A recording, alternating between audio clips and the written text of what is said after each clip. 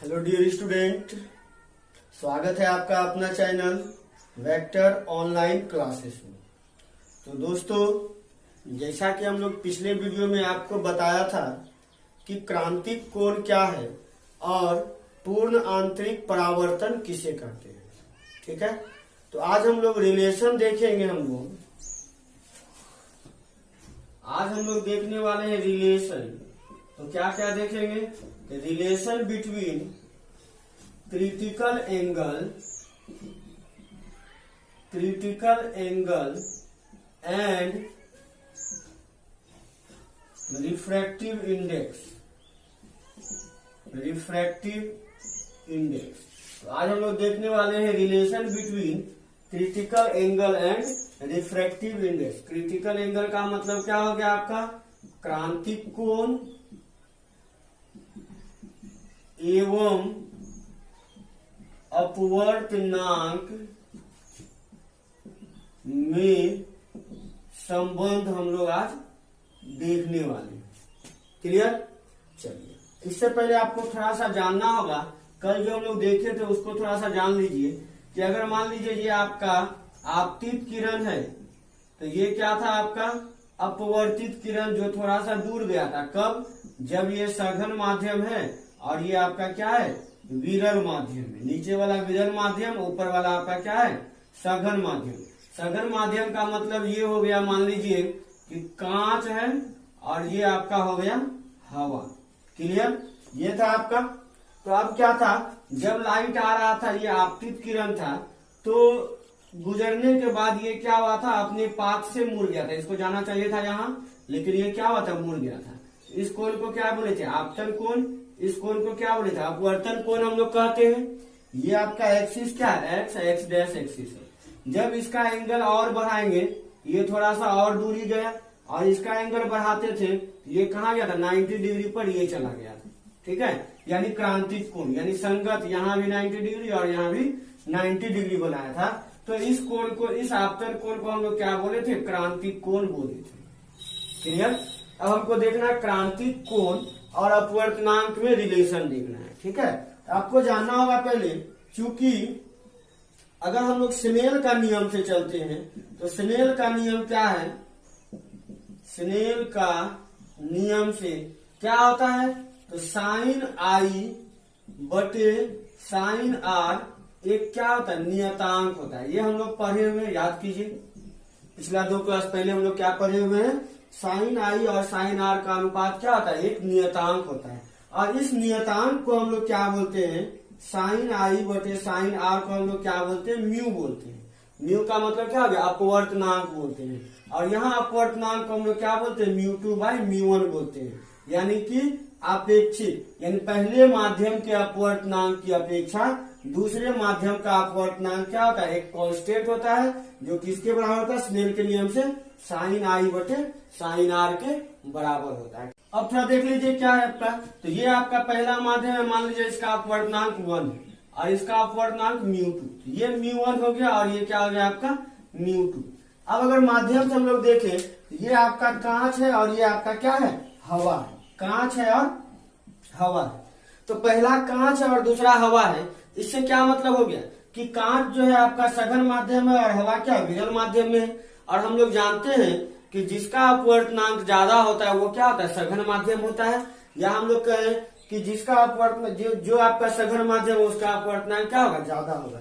इस अनुसार क्या हो जाएगा आपका? देखिए, म्यू1 जो है वो ग्रेटर देन क्या हो जाएगा? म्यू2 हो जाएगा, क्योंकि म्यू2 आपका क्या है? हवा है। और क्रांतिक कोण का, यानी कि क्रांतिक कोण का कंडीशन कब मिलता है आपको? तो क्रांतिक कोण उसी कंडीशन में आपको देखने को मिलेगा जब लाइट की किरण क्या होगा कि सघन माध्यम से विरल माध्यम में गुजरेगा। तो ये हो गया आपका सघन माध्यम, ये हो गया आपका विरल माध्यम। अब चूंकि अभी हम लोग देखे जस्ट क्या कि साइन आई बटे साइन आर का मान जो होता है ये क्या होता है? म्यू2 बाई म्यू1 होता है। ये अभी हम लोग जस्ट देखे, कहाँ से देखे हैं ये? तो स्नेल के नियम से अभी हम बताएं। स्नेल के नियम से ये आता है। ठीक है, चलिए अब आई और आर के बारे में सोचिए। क्रांतिक कोण जब 90 डिग्री बना, तो उस समय आपतन कोण का मान कितना हो गया? सी हो गया। क्रांतिक कोण का स्थिति में क्या हो गया? जब आई का मान थोड़ा सा बढ़ा और बढ़ा, तो एक समय में क्या हुआ? ये यहाँ से गुजरा और ये 90 डिग्री हो गया। तो इस स्थिति में क्या हो गया क्रांतिक कोण के लिए जब आई का मान अगर सी हो जाए, आई इक्वल टू सी हो जाए, तो इस स्थिति में आर का मान कितना हो जाएगा, 90 डिग्री हो जाएगा ना।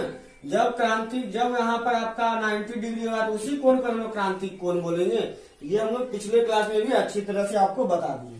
अब हम लोग इसको लेके चलते हैं ऊपर में, तो साइन आई क्या लिखेंगे, साइन सी, और आर के जगह क्या लिखेंगे, साइन 90 डिग्री बराबर क्या हो जाएगा, μ2 बाई μ1। अब साइन 90 का वैल्यू कितना होता है, 1। ये कितना हो गया, साइन सी बटे 1 बराबर क्या हो गया, μ2 बटे μ1। एक तो आपका यहाँ हो गया। अब क्या है, सघन माध्यम से विरल माध्यम में हम लोग जा रहे हैं, ठीक है।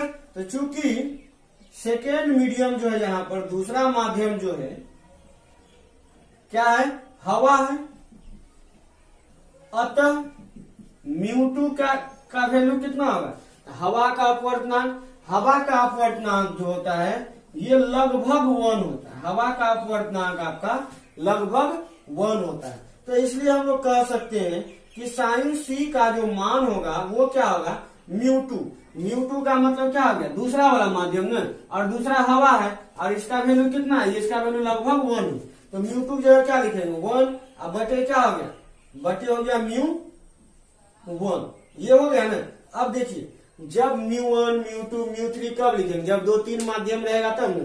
यहाँ का अपवर्तनांक एक ही तो है, माध्यम 2 है लेकिन अपवर्तनांक सिंगल है, सिर्फ μ1। तो लिखेंगे यदि μ1 बराबर μ, यानी दोनों को एक ही मान लिया हम लोग, तो इस स्थिति में आपका क्या हो जाएगा, साइन सी बराबर क्या हो जाएगा, 1/μ। ये निकल जाएगा आपका क्रांतिक कोण का रिलेशन, ठीक है। और अगर इसको इनवर्स फॉर्म में दिखाना चाहें हम लोग, तो सी बराबर क्या कर सकते हैं, साइन इनवर्स 1/μ। ये हो गया आपका क्रांतिक कोण, क्लियर। नेक्स्ट क्या है आपका, देखिए ब्रदर, कांच के आयताकार स्लैब के कारण पार्श्विक विस्थापन, यानी पार्श्विक विस्थापन का मतलब थोड़ा सा विस्थापन जो होता है, जैसे कभी कभी देखे होंगे आप लोग कि कांच तो छोड़िए, आप जनरल एग्जांपल देखेंगे पानी में। जब पानी में आप किसी डंडा को डालते हैं, किसी लकड़ी को डालते हैं, तो वो आपका तिरछा दिखाई देता है, ठीक है। अगर सिक्का है तो वो थोड़ा सा उठा हुआ दिखाई देता है। ये है विस्थापन, पार्श्विक विस्थापन, उसी को बोलते हैं हम लोग पार्श्विक विस्थापन। और यहाँ हम लोग किसके कारण देखेंगे, तो कांच के आयताकार स्लैब के कारण देखेंगे। तो इंग्लिश में लिखेगा displacement due to refraction through a rectangular slab. किसी रेक्टेंगुलर स्लैब के कारण हम लोग डिस्पर्सन देखेंगे, डिस्प्लेसमेंट देखेंगे। तो ये है आपका रेक्टेंगुलर स्लैब, यह हो गया ना आयताकार स्लैब, जो किसका बना हुआ है, ये आपका कांच का बना हुआ है, क्लियर। चलिए यहाँ पे अब हम लोग देखना शुरू करते हैं। आपका मान लीजिए यहाँ से कोई लाइट आ रहा है, ये लाइट आपका आया, ठीक है। अब लाइट आया तो यहाँ पर देखिए, यहाँ पर हमको नॉर्मल बनाना पड़ेगा। जहाँ पे लाइट पड़ता है, जैसे यहाँ लाइट, तो इसको हम नॉर्मल बनाए थे ना, यहाँ क्या किया, नॉर्मल हम लोग बनाए, अभिलंब बनाए, ठीक है। ये किसका बना है, कांच का बना है ना, और बाहर क्या है, हवा होगा, क्लियर बात है। अगर कांच है तो बाहर क्या होगा, हवा होगा। अब मान लीजिए हवा से कांच में जा रहा है, तो हवा क्या हो गया आपका, विरल माध्यम हो गया। हवा क्या हो गया आपका, विरल माध्यम हो गया, और कांच क्या हो गया आपका, सघन माध्यम हो गया, ठीक है। तो जब विरल माध्यम से सघन माध्यम में लाइट जा रहा है, तो यहाँ क्या होता है, याद कीजिए, जब विरल से सघन में जाएंगे हम लोग, तो नॉर्मल के नजदीक आएंगे, याद है ना। हम लोग क्या बताते एग्जाम्पल आपको, विरल मतलब अच्छा खासा जगह जहाँ भीड़ भाड़ नहीं है, और सघन मतलब जहाँ भीड़ भाड़ वाला जगह है। तो हम लोग जब सघन में जाएंगे तो क्या होंगे, मेन रोड पे आ जाएंगे, अच्छा जगह बीच में, यानी अपना पाथ पे चलेंगे। इसको जाना चाहिए था इधर, इसको जाना चाहिए था सीधा, अभी ये चल रहा था कहाँ, विरल माध्यम में। तो सघन माध्यम में आकर के ये क्या हो गया, ये सीधा नहीं जाएगा, ये किधर जाएगा, नॉर्मल के तरफ झुक जाएगा। तो मान लीजिए नॉर्मल के तरफ झुक गया ये थोड़ा सा, क्लियर, ये नॉर्मल की तरफ झुक गया। ये हो गया आपका आपतन कोण, और ये हो गया आपका अपवर्तन कोण आर, क्लियर है ना। तो आपतन कोण, अब यहाँ दो आपतन कोण दो अपवर्तन कोण बनेगा, इसलिए इसको मान लीजिए I1 और इसको मान लीजिए R1। अब लाइट आपका देखिए कहाँ है, यहाँ पर लाइट आपका जा रहा है, ये वाला लाइट आपका जा रहा है ना। जहां पर जाके टकराएगा तो फिर से इसके बाद हवा मिल जाएगा ना, यहाँ हम फिर से एक सतह बना लेंगे, ये हम फिर से अभिलंब बना लिए ये वाला। तो देखिए जैसे इस अभिलंब के लिए ये वाला आपतित किरण था, वैसे इस अभिलंब के लिए क्या है, ये वाला आपतित किरण, और आपतित किरण और अभिलंब के बीच बने कोण को क्या बोलते हैं, आपतन कोण। तो जैसे ये I1 था, ये क्या हो जाएगा, I2 हो जाएगा। क्लियर है, ये क्या हो जाएगा, I2 हो जाएगा, ये वाला सेकेंड वाला। क्लियर। अब लाइट जब निकलेगा तो जाना चाहिए तो इसको सीधा, लेकिन सीधा जाएगा नहीं जाएगा, क्यों, देखिए ये है आपका सघन माध्यम, ये है आपका विरल माध्यम। तो जब लाइट फिर क्या होता है कि सघन माध्यम से फिर से विरल माध्यम में जाता है, ये क्या होता है, अभिलंब से दूर भाग जाता है। तो देखिए अभिलंब इसका इधर है ना, ये थोड़ा सा दूर भागेगा, ये कैसे चला जाएगा, ऐसे चला जाएगा, ऐसे। क्लियर। अब पहले से जो लाइट आया था वो भी आपका इस तरह से आ रहा था। अब देखिए पहले वाला लाइट आया था यहाँ पर और बाद वाला यहाँ पर आया, तो इसके कारण दोनों के बीच में क्या होगा, विस्थापन हुआ ना, ये थोड़ा सा विस्थापन हुआ ना, इसी को हम लोग बोलेंगे पार्श्विक विस्थापन। इसी को क्या बोलेंगे हम लोग, पार्श्विक विस्थापन। तो इस चीज को आपको समझना है। तो ये देखिए अब जो यहाँ पर जो आपका ये रिफ्रैक्शन हुआ आपका, तो रिफ्लेक्शन के बाद जो एंगल बना उसको रिफ्रैक्टेड एंगल बोलेंगे, यानी अपवर्तन कोण। तो ये हो गया I2 और ये क्या हो गया R2 हो गया। ये दोनों आपका क्या था, अभिलंब था।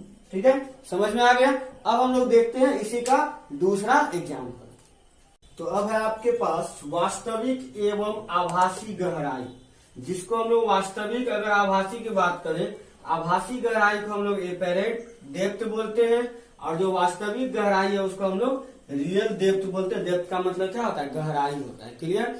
ये क्या चीज का केस है, ये केस है क्या होता है कि अगर आप लोग क्या कीजिए, बाल्टी में मान लीजिए एक सिक्का को रख देते हैं, तो हम देखते हैं सिक्का क्या होता है, जमीन से थोड़ा उठा हुआ लगता है।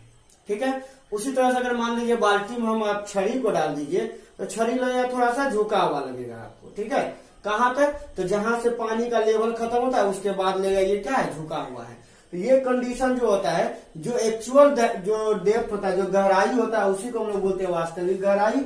और जो हम लोगों को समझ में आता है उस गहराई को हम लोग क्या बोलते हैं, तो एपेरेंट यानी कि आभासी गहराई के नाम से हम लोग जानते हैं। क्लियर। चलिए एग्जाम्पल लेते हैं, हम लोग देखते हैं, इसको बनाते हैं। तो क्या करेंगे, देखिए ये आपके पास कोई टब है। टब का मतलब क्या हो गया, कोई बाल्टी, कुछ भी ले सकते हैं जिसमें आप पानी रख सके। ठीक है, अब हम क्या करते हैं कि ये इसका हम बीच वाला मिडिल वाला भाग बना दिए, जो है O। ठीक है, अब क्या किए, यहां पर हमें सिक्का को रख दिए। देखिएगा सिक्का लेके भागना नहीं, पानी में सिक्का लेके नहीं भागना। ठीक है, अब देखिए पानी में हम सिक्का रख दिए, अब ये सिक्का कुछ भी हो सकता है। देखिए अब क्या होता है, पानी का आपका लेयर है, सब कोई मान लीजिए यहां तक आता है।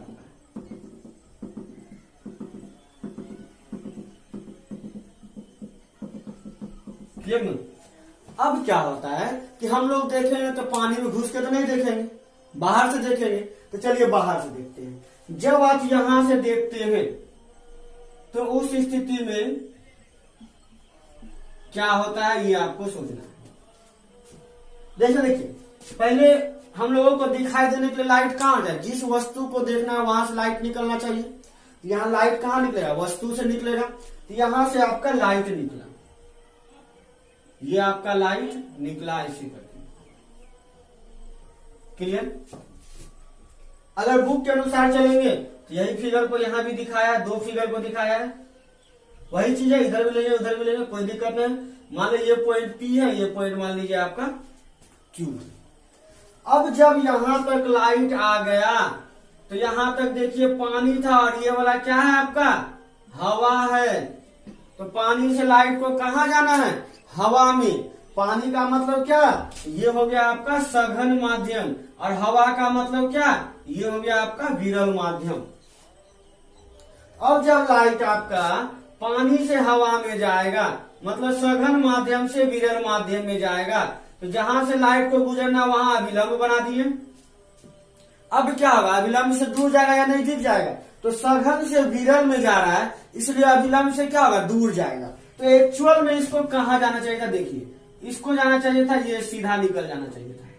ठीक है, इधर भी क्या होना चाहिए था, इसको सीधा निकल जाना चाहिए था। लेकिन ये क्या होगा, सीधा नहीं निकल पाएगा। क्यों? क्योंकि माध्यम क्या हो गया है, चेंज हो गया है। तो क्या होगा, ये थोड़ा सा दूर भागेगा। देखिए यहां से इधर भी जा सकता है, इधर भी, लेकिन अभिलंब से दूर जाएगा तो मतलब इधर जाएगा। ये थोड़ा सा ऐसे आ गया, ये वाला लाइट आ गया आपका, ये वाला फाइनल लाइट है आपका, ये वाला। इधर भी फाइनल लाइट क्या है, ये वाला लाइट आपका यहाँ आ गया। क्लियर? अब यहां अगर आ गया तो इसको जब पीछे की तरफ बढ़ाएंगे हम लोग, ये इसको भी पीछे की तरफ हम लोग बढ़ाएंगे, ये बढ़ाए ना, तो जहां पर बढ़ करके गया वो बिंदु आप मान लीजिए ओ डैश, और वस्तु अब सिक्का जो है हमको यहां पर दिखाई देगा, यहाँ पे। ये आपका बिंदु हम लोग क्या ले रहे हैं, इसको ले रहे हैं ओ डैश। पहले था ओ पर, अब सिक्का क्या हो गया, ऊपर हो गया। ये किसके कारण हो गया, अपवर्तन के नियम के कारण हुआ। तो अगर आपसे पूछा जाएगा कि किस कारण से सिक्का जो है जमीन के सतह से यानी पानी से थोड़ा सा ऊपर उठाई देता है, उठा हुआ दिखाई देता है, या कोई छड़ी जो है टेढ़ा दिखाई देता है, तो किसके कारण होगा, तो अपवर्तन के कारण होगा। याद रहेगा? चलिए कैसे हुआ ये तो समझ में आ गया। अब मान लीजिए कि यहां से जो आपका गया है, लाइट तो आपका यहां से गुजरा है, तो मान लीजिए ये वाला जो कोण है ये है आपका आई। ये कोण क्या है, आई कोण है। ठीक है, अब हम सारा चीज को मिटा देते हैं क्योंकि आपको दिक्कत होगा। एक मिनट रुक जाइए, ये नहीं, हम सारा चीज को मिटा देते हैं ताकि आपको नंबरिंग करने में दिक्कत नहीं हो। यहाँ आपका पानी है, याद रखिएगा, ये पानी है। ठीक है, ये जो आपका यहां से लाइट जा रहा है, ये वाला लाइट, तो लाइट और अभिलंब के बीच का कोण को क्या बोलते हैं, आई बोलते हैं ना, आपतन कोण। और दूसरे तरफ अभिलंब और जो लाइट गया उसके बीच को कोण को क्या बोलते हैं, आर बोलते हैं। तो ये हो गया आपका आर। क्लियर है यहां तक ना? अब देखिए अगर ये वाला आर हो गया तो ये लाइट आपका देखिए आगे की तरफ बढ़ा, आगे की तरफ बढ़ा। ठीक है, अब देखिए ये वाला अगर आई है तो ये वाला क्या होगा, आई होगा ना। और ये वाला अगर आर है, देखिए ये वाला लाइट और ये वाला लाइट, तो यहां पर काम करेगा ये वाला लाइट और ये वाला काम करेगा, ये है ना। इस दोनों के ये कोण क्या होगा आपका, आर के जैसा काम करेगा। ये कोण क्या होगा, आर के जैसा काम करेगा। यहां तक क्लियर है कि नहीं है? अगर दिक्कत है तो बोलिएगा। ये वाला एंगल आपका आर के जैसा काम करेगा और ये वाला एंगल आपका आई के जैसा काम करेगा, ये वाला नीचे वाला। ठीक है, और ये वाला आपका क्या है, ये भी आपका आई है। क्लियर है ना?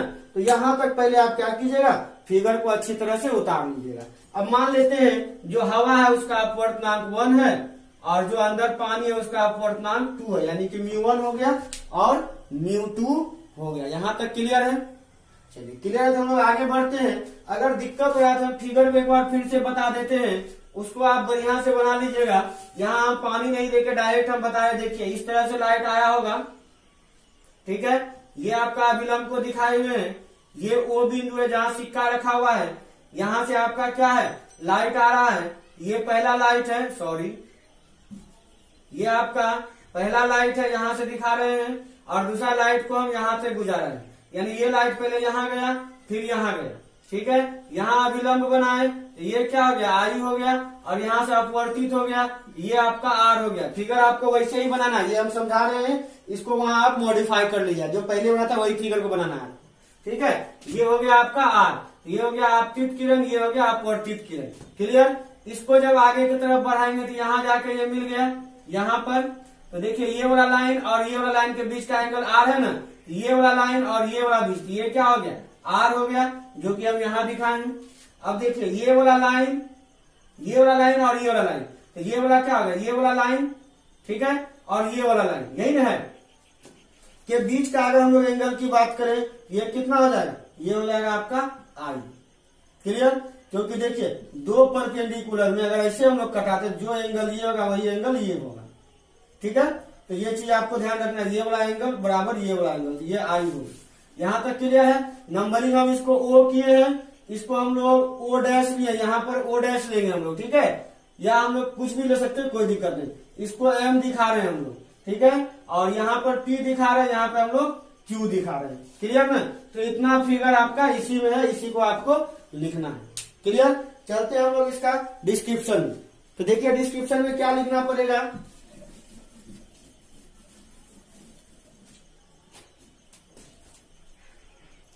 माना कि किसी बाल्टी में ओ बिंदु पर एक सिक्का रखा गया है, जहां से प्रकाश की किरण निकलने के बाद क्यू बिंदु से अपवर्तित होकर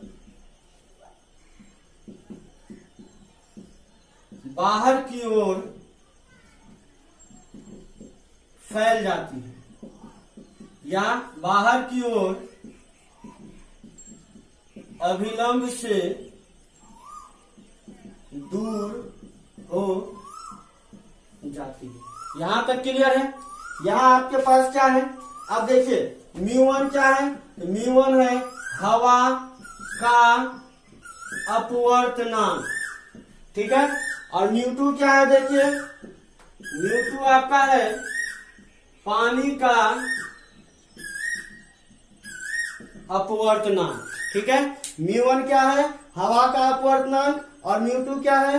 पानी का अपवर्तनांक। अगर आई के बारे में बोलेंगे, आई क्या है? आपतन कोण, और आर क्या होगा? अपवर्तन कोण होगा। अब हम लोग कहां से चलेंगे? हम लोग चलेंगे स्नेल के नियम से, ठीक है। तो लेते हैं अब हम लोग स्नेल के नियम से, ठीक है। अगर स्नेल के नियम से हम लोग चलते हैं तो आपका फॉर्मूला क्या होता है?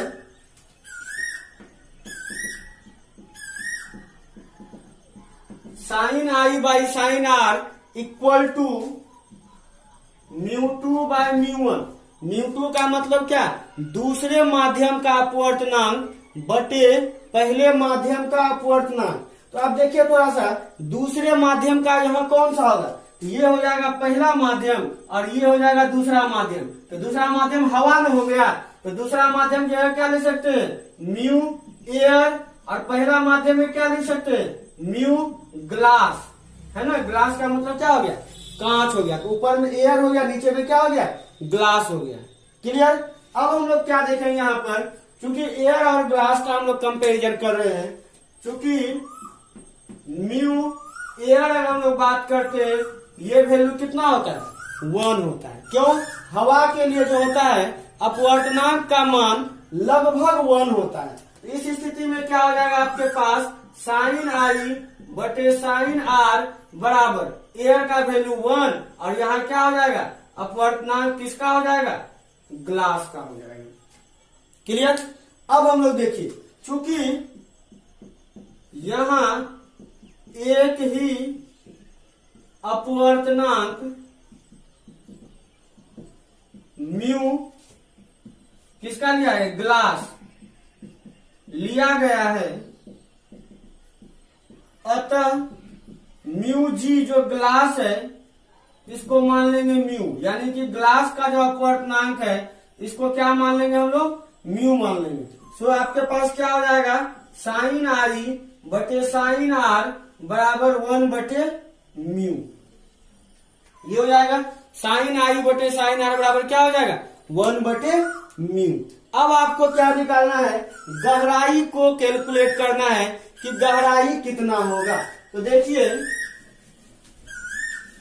अगर हम लोग साइन आई की बात करते हैं साइन आई टी, तो साइन आई कितना होगा ये देखिए, साइन आई का मतलब मान लीजिए अगर आप ये एंगल ले रहे हैं, यहाँ आई है ना आपका, तो साइन थीटा इक्वल टू क्या होता है पी बाई एच, तो पी का मतलब क्या होता है परपेंडिकुलर। तो देखिए परपेंडिकुलर कौन है, ये वाला है परपेंडिकुलर, है ना, परपेंडिकुलर ये वाला है, सॉरी एंगल ये है, तो परपेंडिकुलर कौन होगा ये वाला होगा। तो परपेंडिकुलर कितना है देखिए तो एम से लेकर के क्यू तक, एम से लेकर के क्यू तक, और एच का मतलब क्या हो जाएगा ओ से लेकर के क्यू तक, ये हो जाएगा ओ से क्यू। उसी तरह से अगर साइन आर की बात करें हम लोग, तो साइन आर देखिए इस त्रिभुज में देखिए क्या हो जाएगा, इसमें भी P by H, P by H, P का मतलब क्या हो जाएगा ये वाला वैल्यू, तो एम से क्यू, और एच का मतलब क्या हो जाएगा ओ से लेकर के क्यू। अब आपके पास क्या है, अब साइन आई बटे साइन आर, यहां क्या हो जाएगा एम क्यू बटे O Q by M Q बटे ओ क्यू,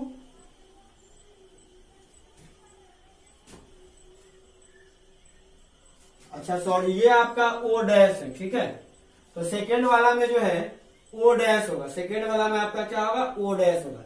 देखिए एम क्यू कैंसिल हो गया, और ये क्या बच गया O dash Q by O Q, ठीक है। और हम लोग इतना देखे थे साइन आई बटे साइन आर बराबर 1/μ देखे थे, और ये वैल्यू क्या आ गया ओ डैश क्यू बटे ओ क्यू आ गया। अब ओ डैश क्यू, अब हम लोग क्या करेंगे, मान लेंगे कि आपका एम और क्यू, माना कि एम तथा क्यू बहुत क्लोज है।